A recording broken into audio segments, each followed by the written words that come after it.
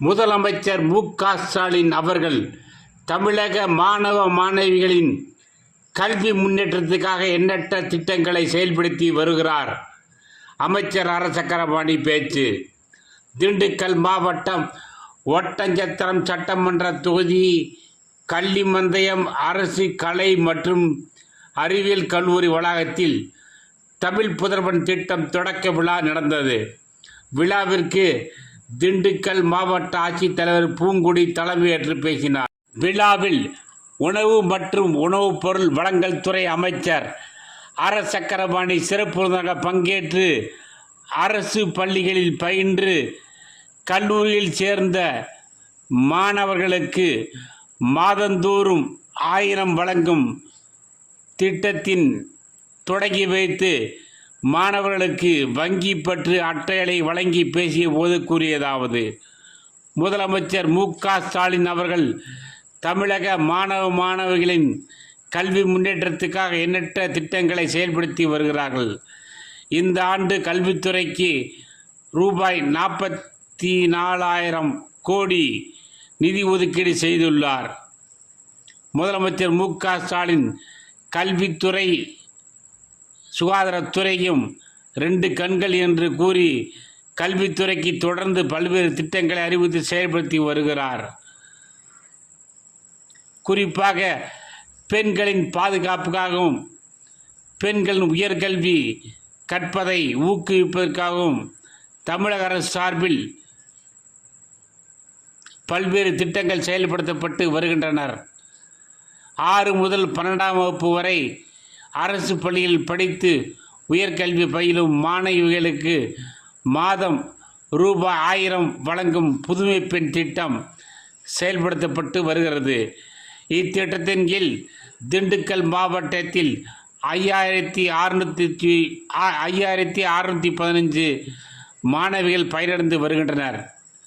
இத்திட்டத்தின் மாணவர்களும் பயன்பெறும் வகையில் தமிழ் புதல்வன் திட்டம் நடப்பு கல்வியாண்டு முதல் செயல்படுத்தப்படுகிறது.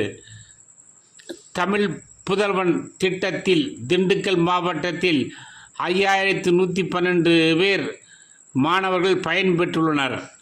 ஒட்டஞ்சத்திரம் சட்டமன்ற தொகுதியில் மட்டும் 520 மாணவர்கள் பயன்பெறுகின்றனர். இன்னும் ஏராளமான மாணவர்களின் விண்ணப்பங்கள் பரிசீலனையில் உள்ளன. தகுதியுள்ள விடுபட்ட அனைவருக்கும் இத்திட்டத்தில் சேர்ந்திட நடவடிக்கை மேற்கொள்ளப்படும்.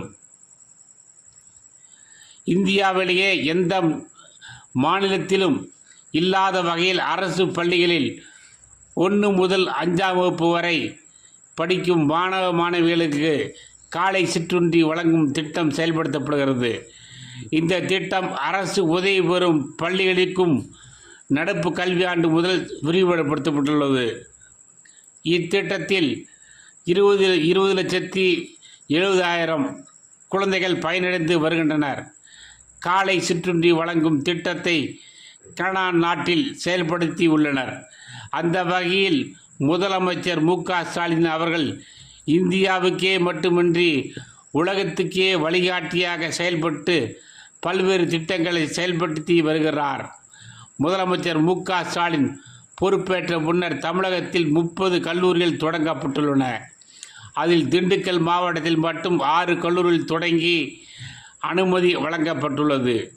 ஒட்டஞ்சத்திரம் சட்டமன்ற தொகுதியில் 2 கல்லூரிகளும் 1 தொழில் பயிற்சி நிலையம், ஆத்தூர் சட்டமன்ற தொகுதியில் 2 கல்லூரிகள், பழனியில் 1 சித்தா கல்லூரி ஆகியவை தொடங்க அனுமதி அளிக்கப்பட்டுள்ளன.